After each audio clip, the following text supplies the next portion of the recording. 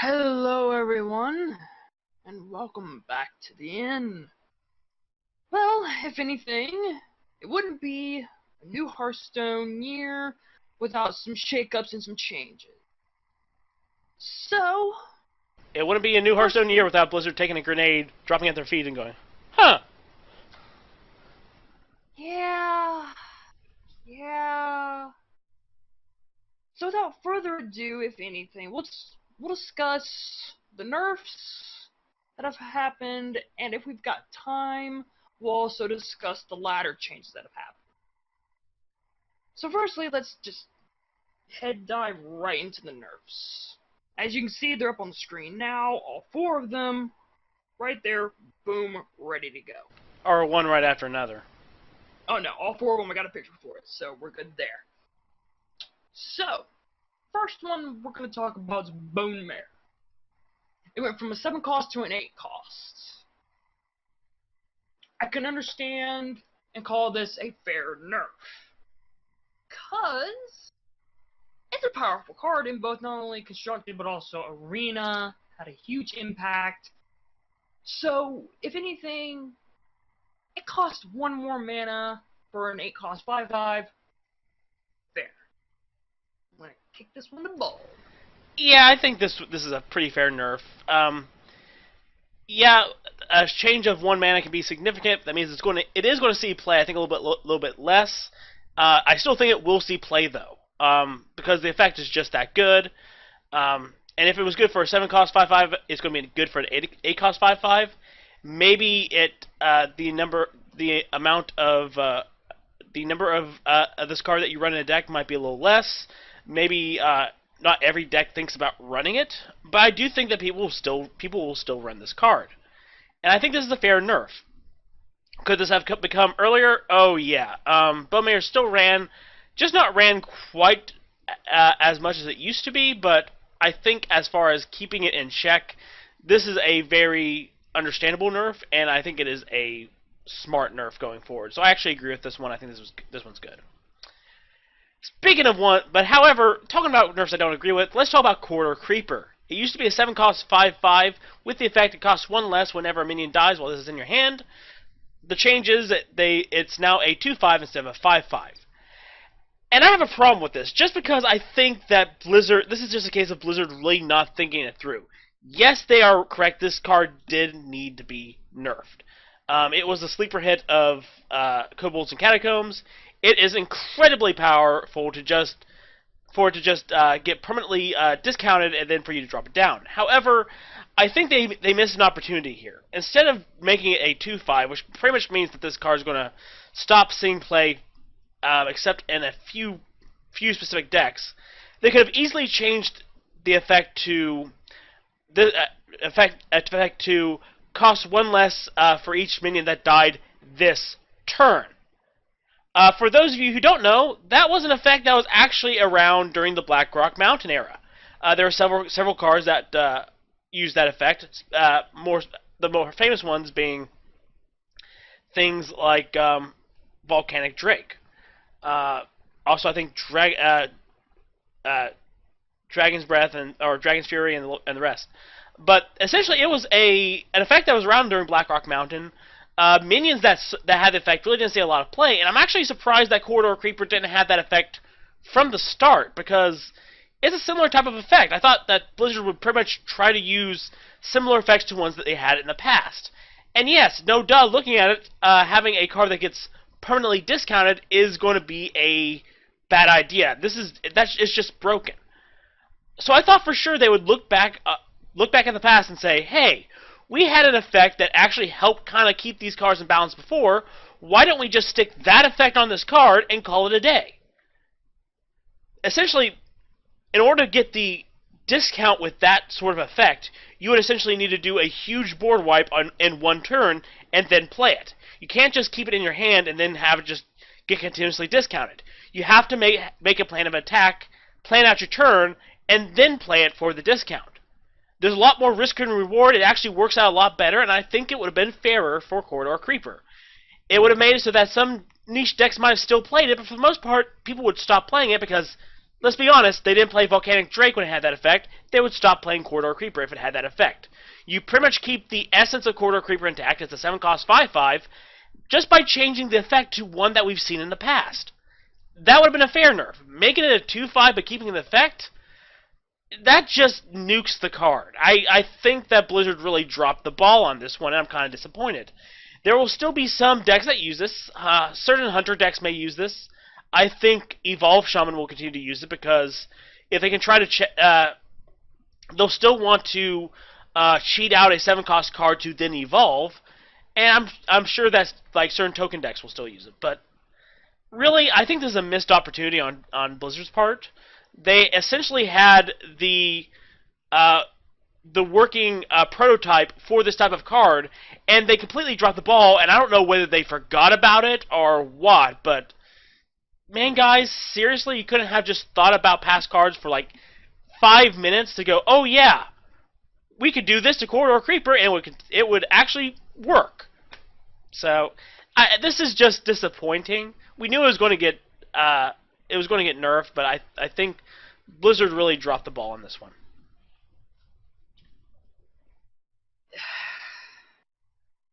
I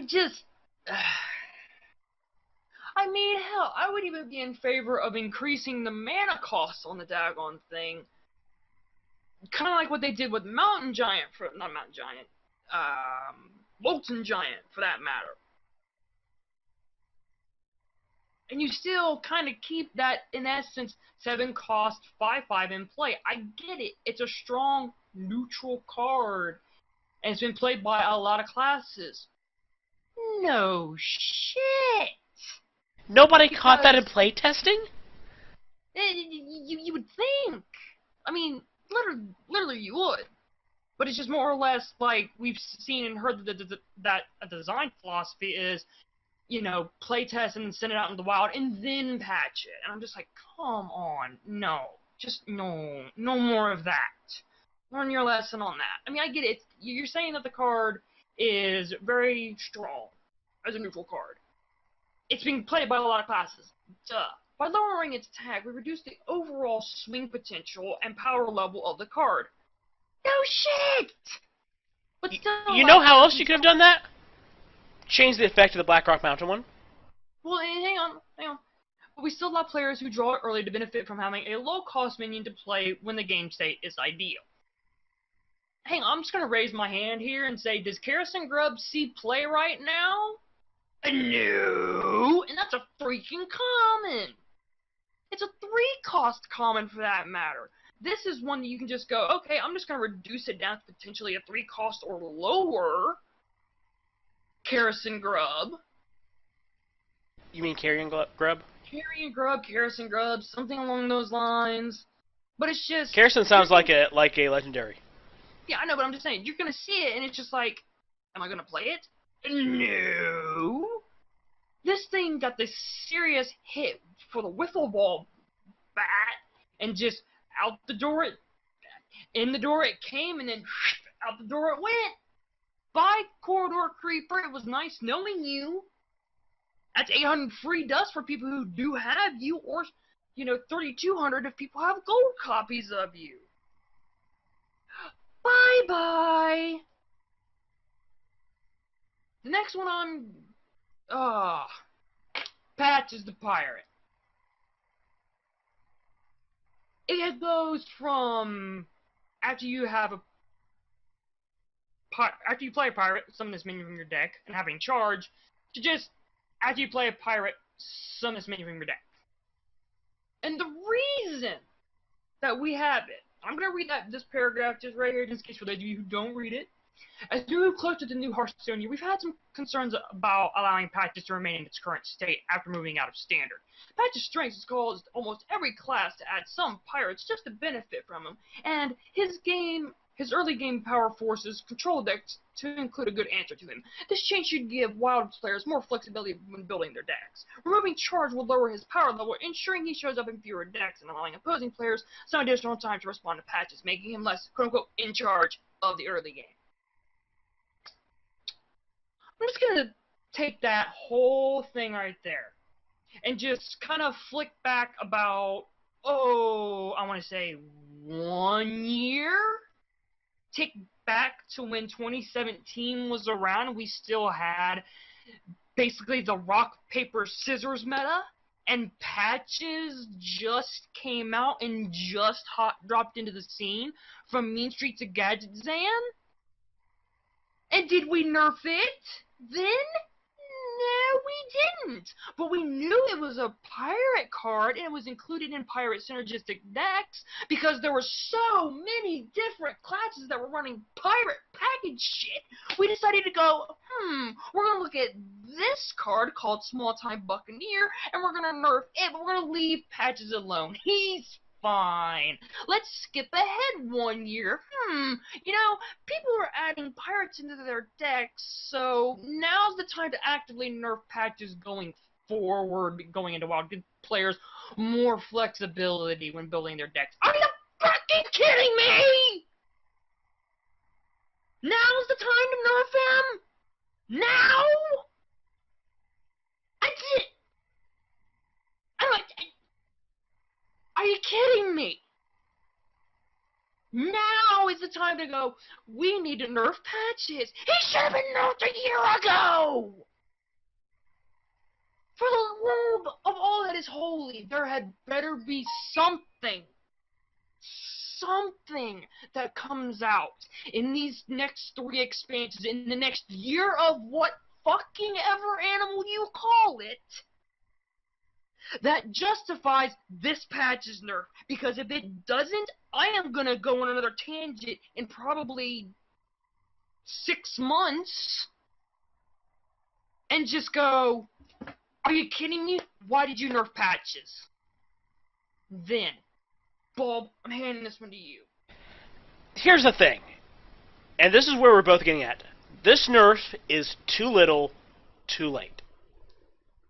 Rotation is about to happen. Patches is on his way out. And I'm going to be completely honest with you. Patches is not a problem at this point. Yes, you still have a lot of decks using him, mainly mid-range and some more aggro type decks. Yeah, he's annoying. But guys, he's a 1-cost 1/1.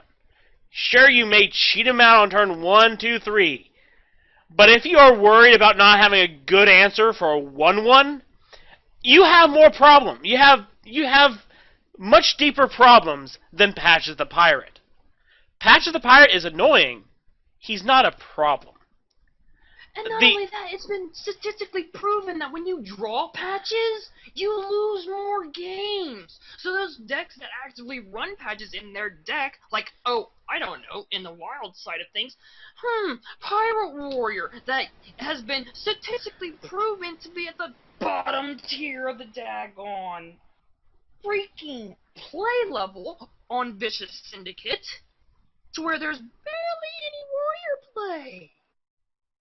Patches is practically useless at this point. Free 1,600 to 3,200 dust for everybody who's got Patches the fucking pirate in their collection. Here's the thing. The decks that were really synergistic in Standard that use Patches are really out the door. The ones that really needed to use them. There are a lot of decks that are using Patches, yeah, but that's because Standard decks, and I don't think Blizzard has ever gotten this in their head, that when it comes to Standard decks, the more competitive of the two modes, the ones where the competitive players get drawn to, Hearthstone players have it in their mind of, I want to get the best value out of the cards as possible, so I'm not going to create synergistic decks. I am going to create decks that just have really good things in them. And so they show up again and again and again and again in a lot of decks. It's not so much a problem with the cards sometimes, it's a problem with how players approach the game of Hearthstone. Now, let's go over to Wild. Wild is the synergistic format.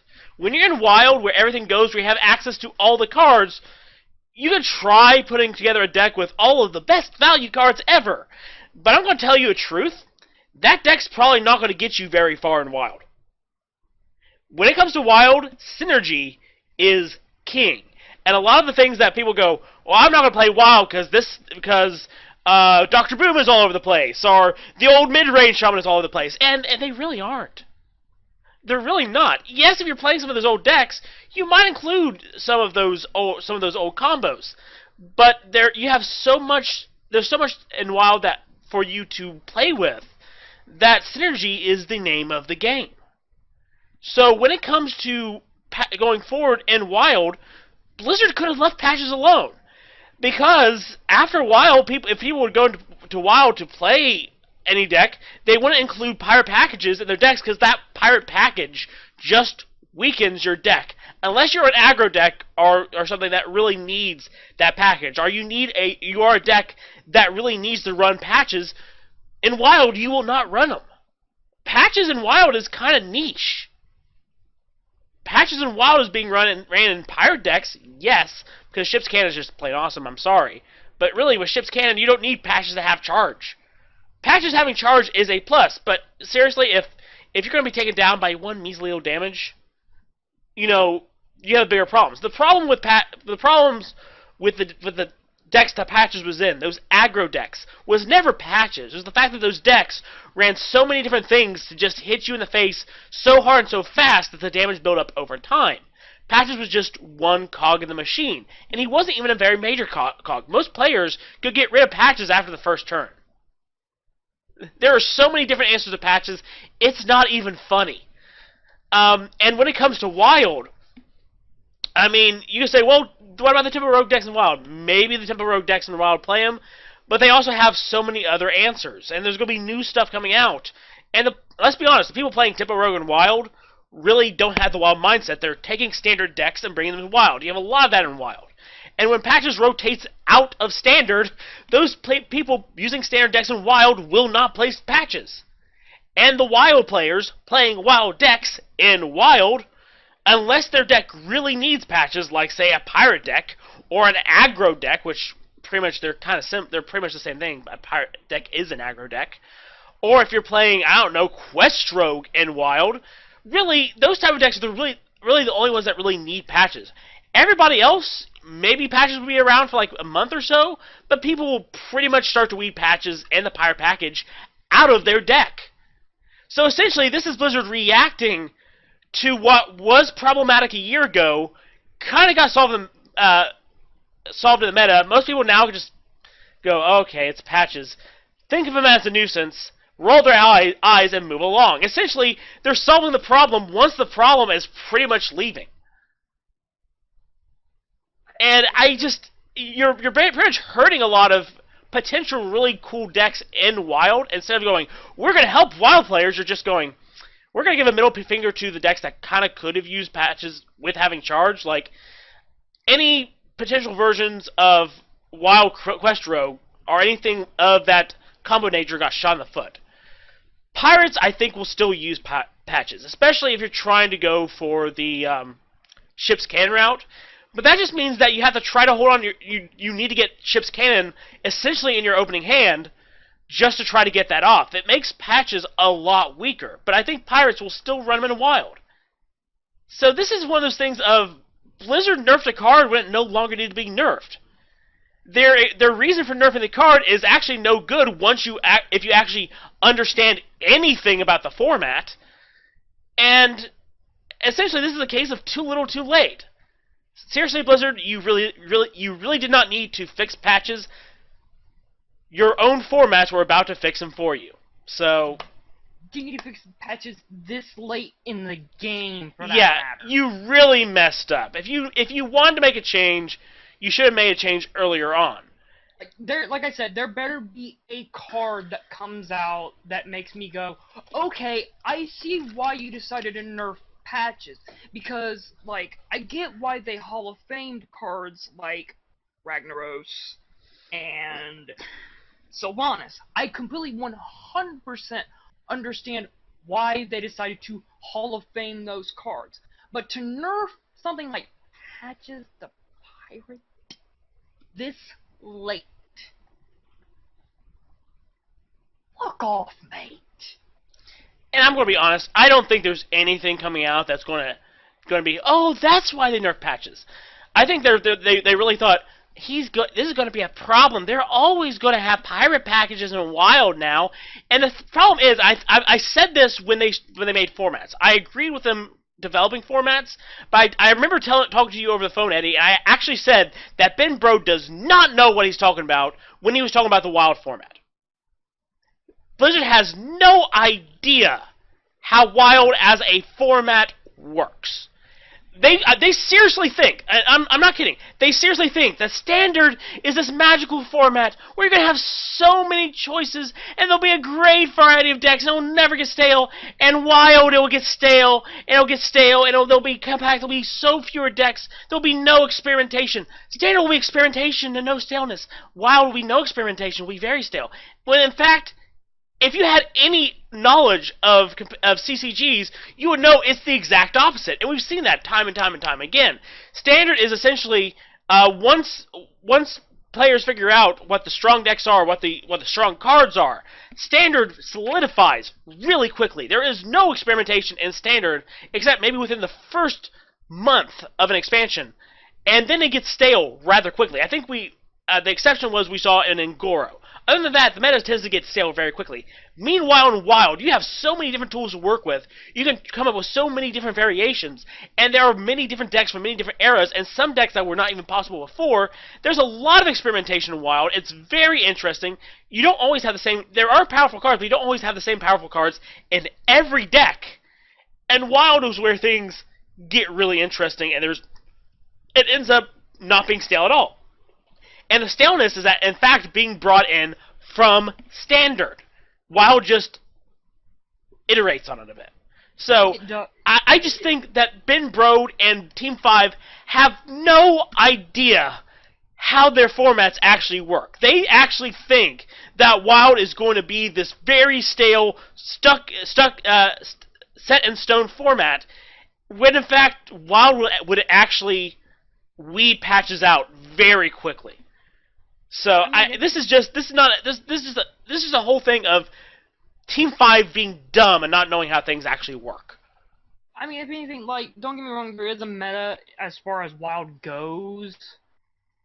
So, like, I had to at least put a defense down where that's concerned because, like, because you're going to discuss Raza.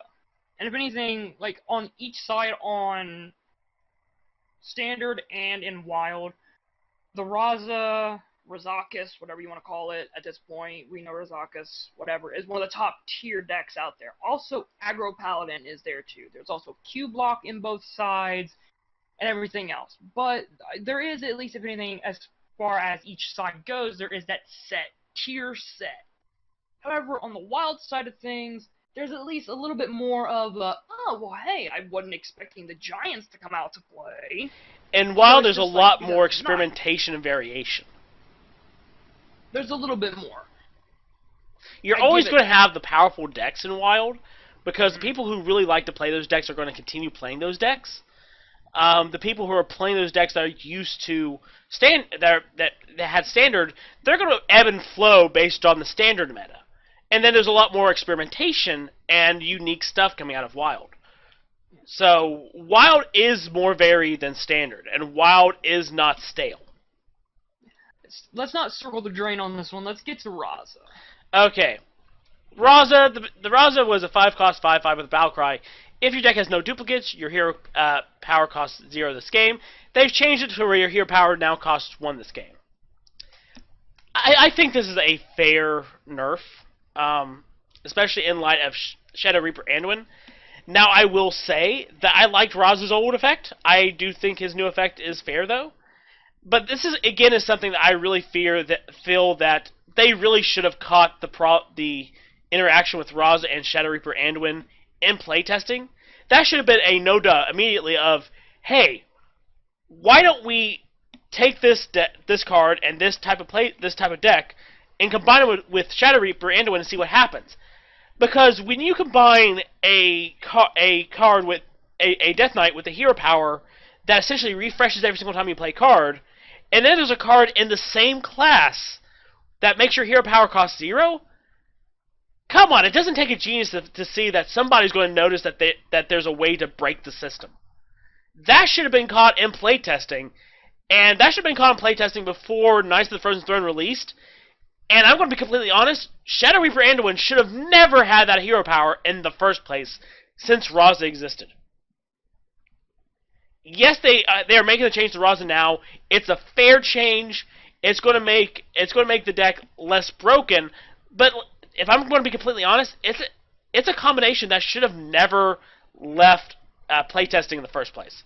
That should have been caught early on. Even if you didn't catch Court or Creeper early on, you should have caught that. You should have caught that combo. You should have caught that synergy. There is no excuse. How in the world do you miss that? I even think when we were judging Knights of the Frozen Throne cards, we caught that. At the very least, it's one of the first things people are going to try because people remember Raza.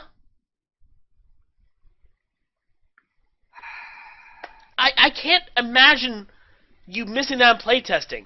Shadow Reaper Anduin should have been changed. Shadow Reaper Anduin should have never reached us in its final form, its current form right now.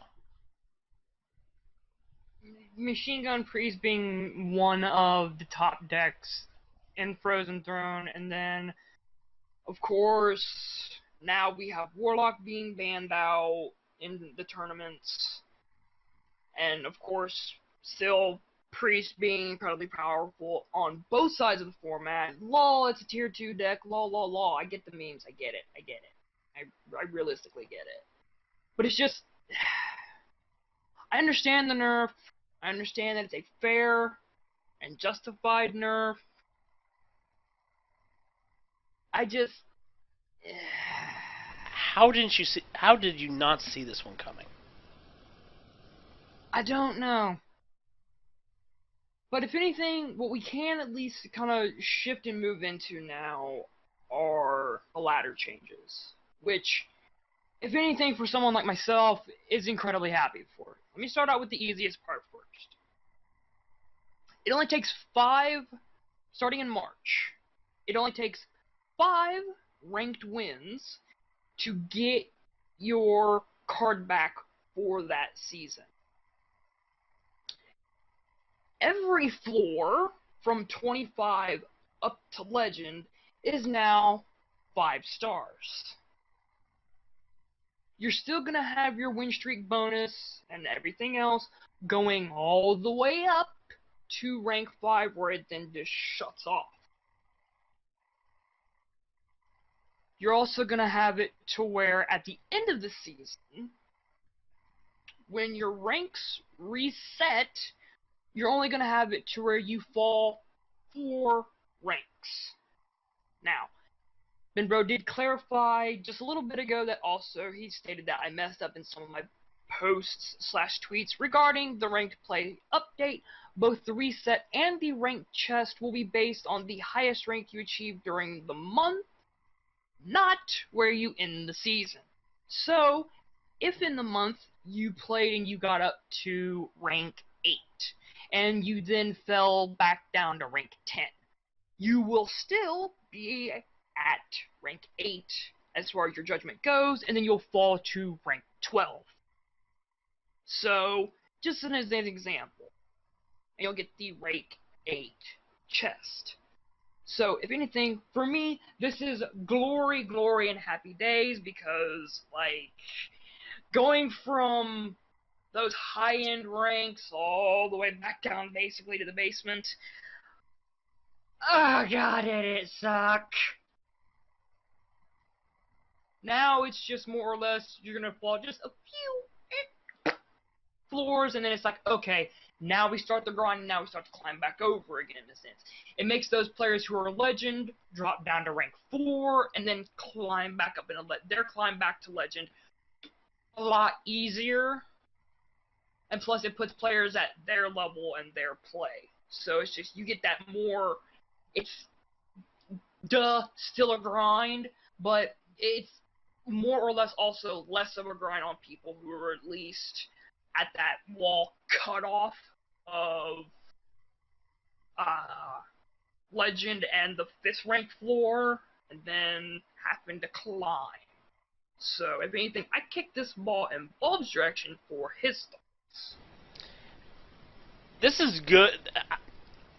The change is good for those in the high rankings. I will give you that. I think this change is going to suck for the people down near the bottom anyway. Because now they have much farther to climb. The change of having each floor have 5 stars is pretty significant. And that's going to be a hard climb for them. Now, it will be easier because they're not going to be having to, especially in the rank 20-ish areas, 20, 19, 18, 17, they're not going to have to deal with anybody who was high rank trying to climb back up. So that's good. They may actually gain some ranking. But the fact that now for each individual rank, they have many more matches to win in order to reach the next one, means that for the lower ranks, it's probably going to be more of a grind. And them being knocked down 4 might actually hurt them a lot, especially those who are starting out in the basement of 25. Those start even those from 20 to 15, I think, are going to experience a very heavy grind.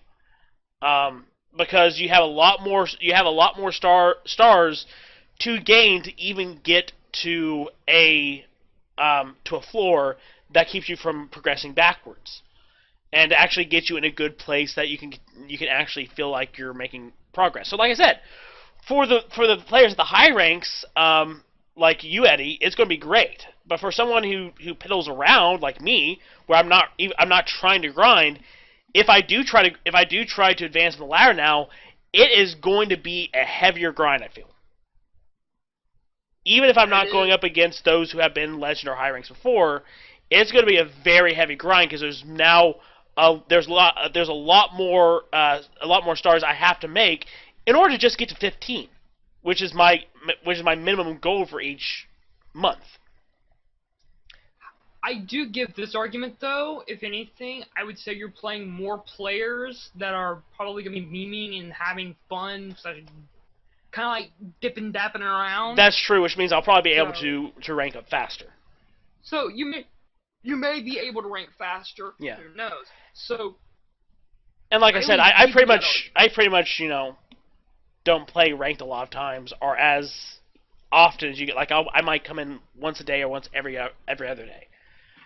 Yeah. But that is my concern with adding 5 stars to especially the lower ranks. Now, I do like the change of 5 ranked wins gives you the card back. I like that. I do think that since they've made that change, though, it's about time that we need to revisit the rank rewards. I've said for a long time there's no reason for the wild ladder rewards and the for basically your placement wild ladder and your placement standard ladder to essentially Blizzard basically it takes the highest one and gives you rewards based on that. They're 2 completely different ladder experiences. There need to be 2 different reward tiers. And now that the card back is completely removed from your reward chest, there's no reason for us to have shared rewards. Especially since there are players who play Wild thinking it's easier to get into High Legend to try to get HCT points. They need to completely rework rework the reward system now, so that Wild and Standard give you individual rewards for both, based on your placement. And I think it's a good time to fix the reward tiers. Make it so you can't get in Wild and get HCT points, unless it's for like a Wild League. I don't know if that is the active case. It is. It actually is the active case. Basically, your placement determines the rewards you get, but Hearthstone doesn't check to see which ladder you earned them on, which means that you could get high legend and wild, and that qualifies you for the HCT points. I will double check that for a definite. Yeah. No, they don't check. They don't check. Interesting.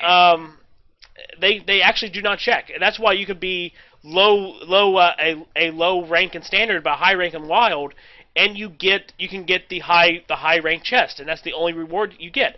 I don't think it makes sense for wild rewards to be the exact same as standard rewards.